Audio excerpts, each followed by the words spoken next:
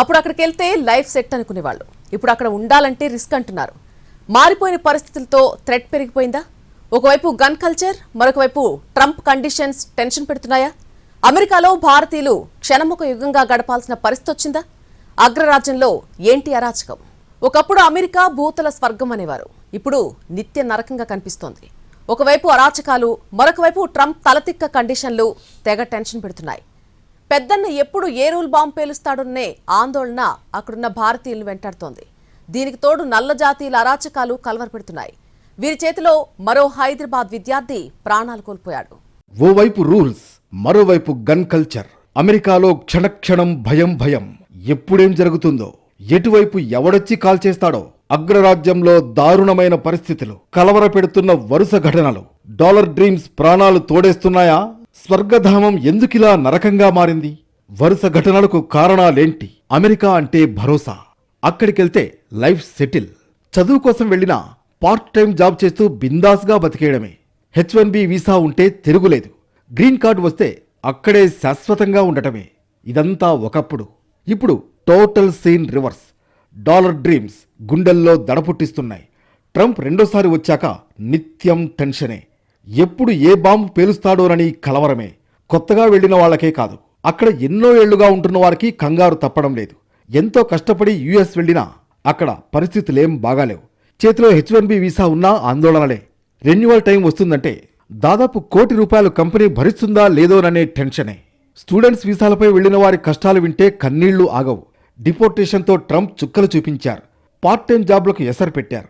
పోనీ ఎలాగోలాగా బతికేద్దామంటే రోజుకో తలతిక్క నిర్ణయంతో పెద్దన్న ప్రతాపం చూపిస్తున్నారు. ఈ కష్టాలన్నీ ఓర్చుకుని ఉన్నా అక్కడ జరుగుతున్న ఘటనలు కలవరపెడుతున్నాయి.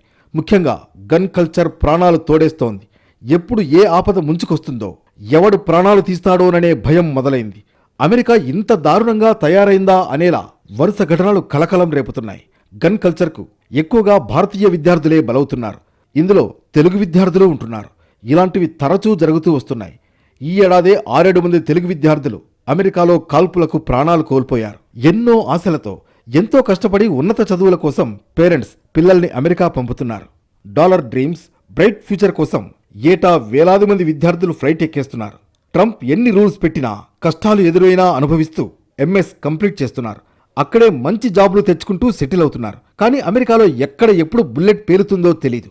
ఎటువైపు నుంచి ఎవడొచ్చి కాల్చి చంపుతాడో తెలియని దారుణమైన సిచ్యుయేషన్. దేశం కాని దేశంలో జరుగుతున్న ఇలాంటి ఘటనలు తల్లిదండ్రులకు కడుపు కోతను మిగులుస్తున్నాయి. అక్కడ పిల్లలకేం జరిగిందో తెలియక, ఎలా చనిపోయాడన్న కనీస సమాచారం లేక గుండెలవిసేలా రోధిస్తున్నారు. కనీసం చివరి చూపైనా చూస్తామా లేదా అన్న టెన్షన్ ఎంతో మంది పేరెంట్స్కి ఎదురైంది. జరగని ఘటన జరిగితే అక్కడి నుంచి మృతదేహాలు తెప్పించడం మరింత కన్నీళ్లు పెట్టిస్తోంది. ప్రభుత్వాల్ని వేడుకోవాల్సిన పరిస్థితులు తలెత్తుతున్నాయి. తాజాగా హైదరాబాద్ ఎల్బీ నగర్ బిఎన్ రెడ్డికి చెందిన డెంటల్ విద్యార్థి పోలే చంద్రశేఖర్ను అమెరికాలో ఓ నల్లజాతీయుడు దారుణంగా కాల్చి చంపాడు. టెక్సాస్లోని డెంటన్లో ఓ గ్యాస్ ఫిల్లింగ్ స్టేషన్లో ఈ ఘటన జరిగింది. గ్యాస్ ఫిల్లింగ్ చేసుకున్న తర్వాత రిజిస్టర్లో నోట్ చేస్తున్న సమయంలో అతన్ని ఓ నల్లజాతీయుడు అతి దారుణంగా గన్తో కాల్చి చంపేశాడు. తీవ్ర గాయాలతో కుప్పకూలిపోయిన చంద్రశేఖర్ స్పాట్లోనే ప్రాణాలొదిలాడు. చంద్రశేఖర్ పోలే మన దేశంలోనే bachelor in dental surgery BDS పూర్తి చేసి తదుపరి చదువుల కోసం అమెరికాకు వెళ్లాడు.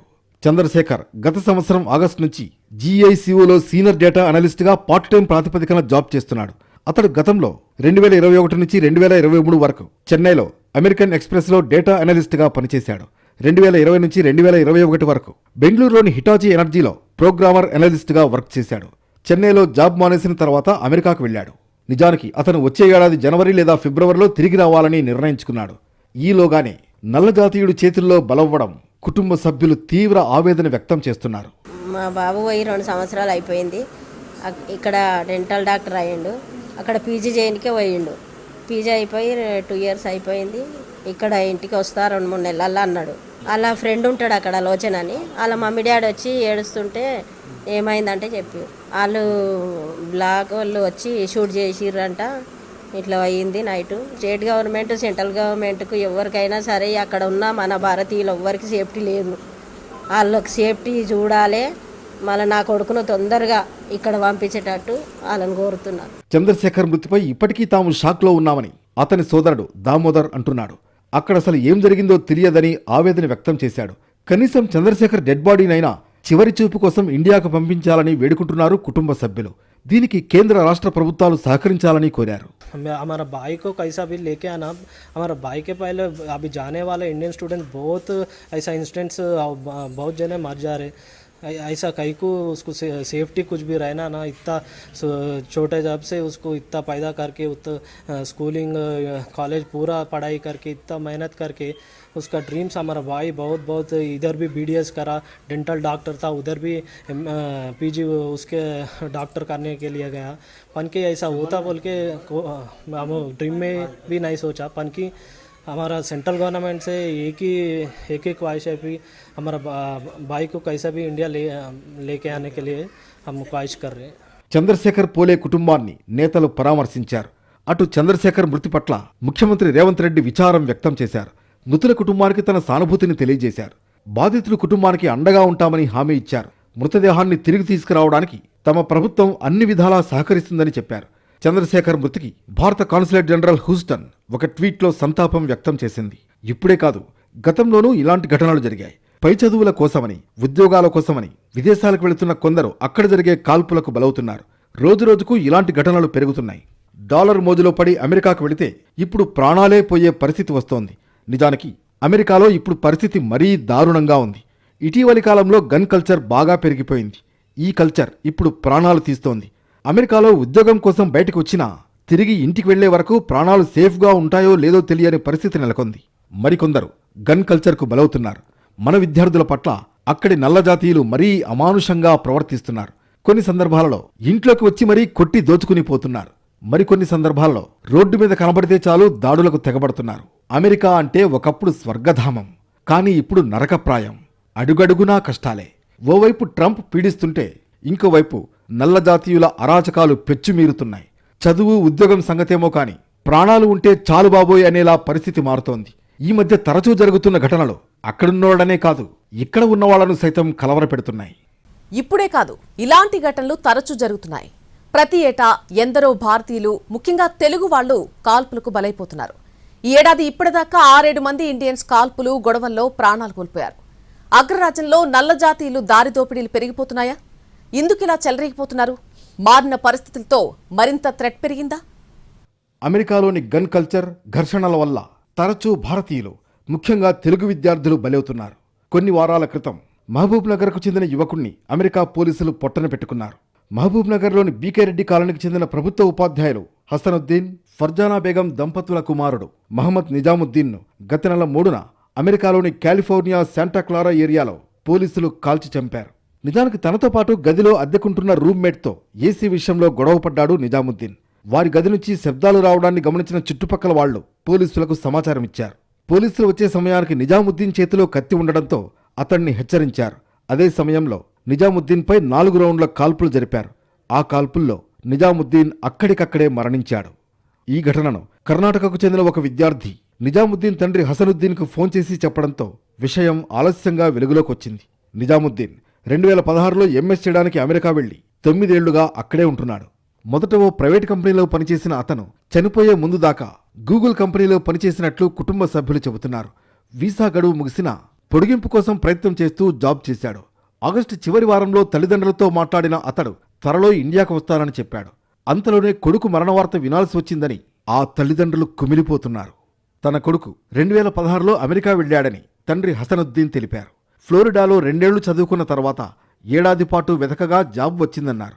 4 ఏళ్లు పనిచేసిన తర్వాత 2023లో ప్రమోషన్తో కాలిఫోర్నియాకు వచ్చాడని తెలిపారు. వీసా గడువు ముగియడంతో పొడిగిస్తామని చెప్పిన కంపెనీ వాళ్లు ఆ పని చేయలేదన్నారు ఆయన.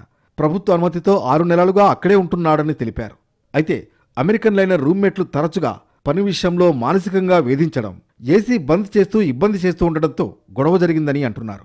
ఇంతకుముందు కూడా విషప్రయోగం చేసినట్లు చెబుతున్నారు. ఇన్ని ఇబ్బందులతో అమెరికాలో ఉండాల్సిన అవసరం లేదని, ఇక్కడకు తిరిగి రమ్మని చెప్పగా వస్తా అని చెప్పి ఇలా తిరిగిరాని లోకాలకు పోయాడని పేరెంట్స్ బాధపడుతున్నారు. అమెరికాలో పోలీస్ కాల్పుల్లో మృతి చెందిన పాలమూరు వాసి నిజాముద్దీన్ మృతదేహం తెప్పించేందుకు తెలంగాణ ప్రభుత్వం శివలింగం IASకు బాధ్యతలు అప్పగించింది.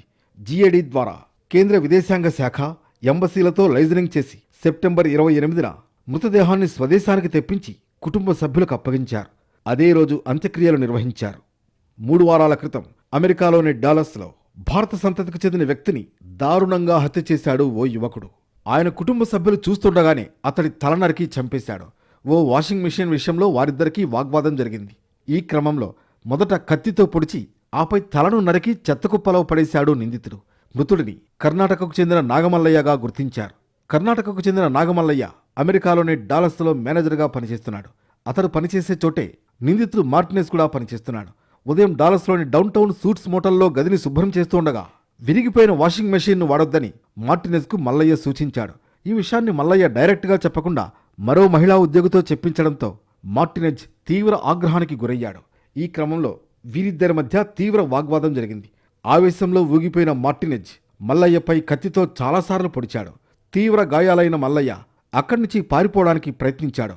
ఆగ్రహంతో ఉన్న మార్టినెజ్ మల్లయ్యను వెంబడించి మరీ అతడి తలను నరికేశాడు. అనంతరం దాన్ని చెత్తకుప్పలో పడేశాడు.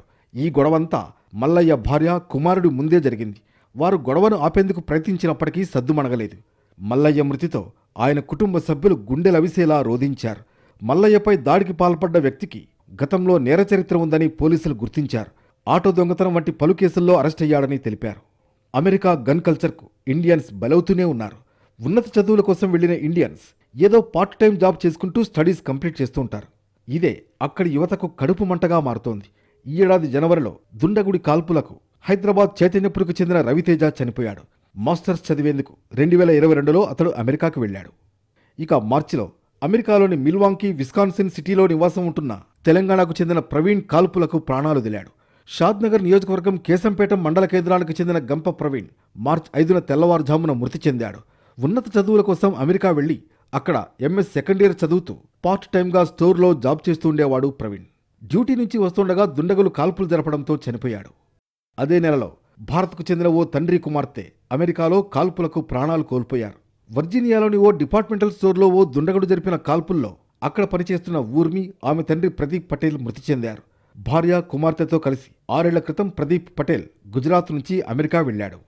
ఇలా చెప్పుకుంటూ పోతే ఏటా ఎందరో గన్ కల్చర్కు ప్రాణాలు విడుస్తున్నారు. ఏడాదికేడాది ఇలాంటివి పెరుగుతూనే ఉన్నాయి. నల్ల జాతీయుల అరాచకాలకు అకారణంగా బలవుతున్నారు. ఇక అమెరికా ఫస్ట్ నినాదం కూడా దీనికి కారణమనే వాదన ఉంది. ట్రంప్ రెండోసారి వచ్చాక ఈ ఫీలింగ్ ఎక్కువగా వచ్చిందంటున్నారు. వలసవాదులు తమ ఉద్యోగాల్ని కొట్టేస్తున్నారనే వాళ్లు అమెరికన్లలో పెరిగిపోతున్నారు. ఈ క్రమంలోనే చీటికి మాటికి గొడవలు, కాల్పులకు దిగుతున్నారనే ఆరోపణలున్నాయి. అమెరికా అంటేనే గన్ కల్చర్, అగ్రరాజ్యం అనే బదులు తుపాకుల రాజ్యం అంటేనే బెటరేమో. ఎందుకంటే చాక్లెట్లు, బిస్కెట్ల లాగా అక్కడ గన్స్ దొరుకుతాయి. ప్రతి 100 మందికి 120 ఆయుధాలుంటాయి. ఈ పరిస్థితుల్లో కొంచెం తేడా వచ్చినా బుల్లెట్ దింపేస్తున్నారు దుండగులు. మరి అమెరికా పోలీస్ వ్యవస్థ ఏం చేస్తోంది? పేరుకే అగ్రరాజ్యమా? విదేశీయుల భద్రతకు అసలు భరోసా లేదా? అమెరికాలో గన్ కల్చర్కు ఎంతో మంది బలైపోతున్నారు. అమెరికా జనాభా 33 కోట్లు, కానీ అక్కడున్న ఆయుధాల సంఖ్య 39 కోట్లు. ఈ లెక్కలు చూస్తేనే అమెరికాలో గన్ కల్చర్ ఏ రేంజ్లో ఉందో అర్థమవుతుంది. ఫలితంగా అగ్రరాజ్యంలో శాంతి భద్రతలు దెబ్బతింటున్నాయి. ముఖ్యంగా విదేశీయులకు భద్రత లేకుండా పోతోంది. అమెరికా అంటే భూతల స్వర్గమని, సకల సౌకర్యాలు, అవకాశాలకు కేర్ ఆఫ్ అంటారు. ఇక్కడ ఏడాదికి వచ్చే జీతం అక్కడ 2 నెలలకే సంపాదిస్తారు. అందుకే అమెరికా వెళ్లాలని చాలామంది కలలు కంటారు. కానీ అక్కడి గన్ కల్చర్ దారుణాలు చూస్తుంటే మళ్లీ అమెరికా వెళ్లాలనే ఆలోచనే రాదు. యుఎస్లో గన్స్ పెన్నుల్లా జేబుల్లో పెట్టుకుని తిరుగుతారు. కొంచెం తేడా వస్తే చాలు బుల్లెట్ దింపేస్తారు. తరచూ దాడులు జరుగుతూ ఉండడం కలవరపెడుతోంది. విదేశీయుల్ని కాదు, అమెరికన్లను వదలడం లేదు ఉన్మాదులు. పబ్లు, క్లబ్బుల్లో ఎప్పుడూ కాల్పులు జరుగుతూనే ఉంటాయి. ప్రాణ నష్టం పదుల సంఖ్యలో ఉంటుంది. ప్రతి నెల 2-3 ఘటనలు జరుగుతూనే ఉంటాయి. గన్ కల్చరే ఈ దారుణాలకు కారణం. ఈ తుపాకీ సంస్కృతితో ఏటా ఎన్నో ప్రాణాలు గాల్లో కలుస్తున్నాయి. గన్ కల్చర్, మాస్ ఫైరింగ్ అమెరికాకు కొత్తేం కాదు. 2023 జనవరి 3వ వారంలో 2 సార్లు జరిగిన కాల్పుల్లో 18 మంది చనిపోయారు. అదే ఏడాది నవంబర్లో లెవిస్టన్, మైనేలో జరిగిన సామూహిక కాల్పుల్లో 22 మంది మరణించారు. 2024 జనవరిలోనే వేర్వేరు ప్రాంతాల్లో జరిగిన కాల్పుల కారణంగా 97 మంది చనిపోయారు. ఫిబ్రవరిలో 52 మంది, మార్చిలో 40 మంది. ఇలా నెలకు పదుల సంఖ్యలో కాల్పుల కారణంగా చనిపోతున్నారు. ఇవి జస్ట్ ఎగ్జాంపుల్స్ మాత్రమే. మాస్ షూటింగ్స్తో పాటు బతుకుదెరువు కోసం వచ్చిన నల్లజాతీయుల దారి దోపిడీలు నిత్యం అమెరికాలో కనిపిస్తూ ఉంటాయి. ఒంటరిగా వెళ్లే వారిని తుపాకీతో బెదిరించి డబ్బు, నగలు లాగేసుకుంటారు. తేడా వస్తే తూటా దింపుతారు. అమెరికా జనాభా కంటే 6 కోట్ల ఆయుధాలు ఎక్కువగా ఉన్నాయి.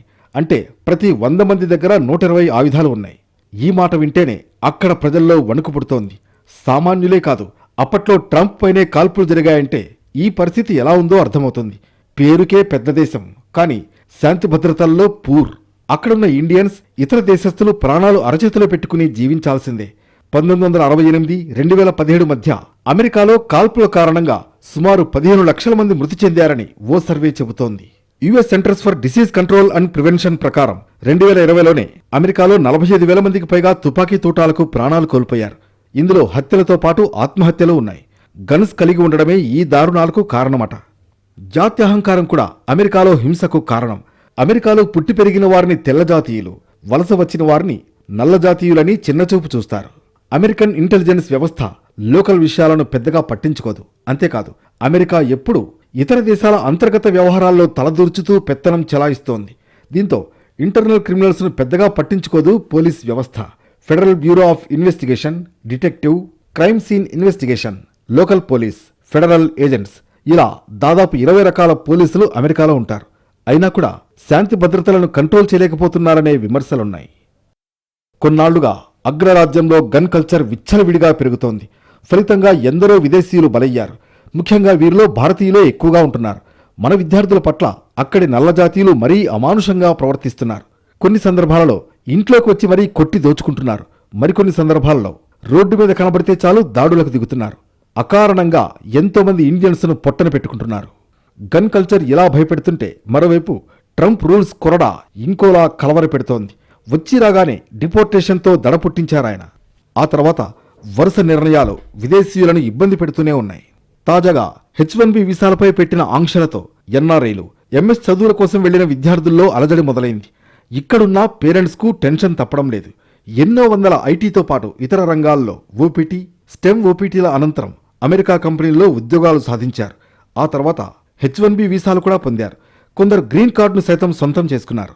ట్రంప్ అధికారంలోకి వచ్చిన తర్వాత స్టెమ్ ఓపీటీల కోసం ఎదురు చూసే పరిస్థితి ఏర్పడింది. దీనికి తోడుగా H1B వీసాకు ప్రతి ఏటా 90 లక్షల వరకు కంపెనీలు చెల్లించాలని నిబంధన పెట్టడంతో ఉద్యోగాలపై ప్రభావం పడింది. అమెరికాలోని మైక్రోసాఫ్ట్, అమెజాన్, గూగుల్, యాపిల్తో పాటు అనేక అంతర్జాతీయ ఐటీ కంపెనీలు అమెరికాను వీడి ఎవరూ వెళ్లవద్దని, ఎవరైనా విదేశాలకు వెళ్లి ఉంటే వెంటనే రావాలని ఆదేశాలిచ్చాయి. H1B వీసా అనుమతికి రెన్యువల్కు $1,00,000 వరకు చెల్లించాల్సిన ఆంక్షలు మధ్యతరగతి కుటుంబాలను కలవరపెట్టాయి. ఓవైపు ఆంక్షలు, మరోవైపు దాడులతో అమెరికా వెళ్లాలంటేనే ఇప్పుడు భారత విద్యార్థులు అమ్మో అమెరికా అనే పరిస్థితి ఏర్పడింది. అక్కడున్నోళ్లు నిత్యం టెన్షన్ లైఫ్నే లీడ్ చేస్తున్నారు. ఎప్పుడు ఏ నిర్ణయంతో ఇబ్బంది కలుగుతుందోనని మదనపడుతున్నారు. దీనికి తోడు నల్లజాతీయుల అరాచకాలు పెరుగుతుండడం మరింత కలవర పెడుతోంది. ఇలా భయంగా అమెరికాలో ఉండడం అవసరమా, ఇండియా వెళ్లిపోతే బెటర్ కదా అనేలా దారుణమైన పరిస్థితులు ఉంటున్నాయి. కానీ డాలర్ డ్రీమ్స్, ఆశయాలు అక్కడి నుంచి కదలనీయవు.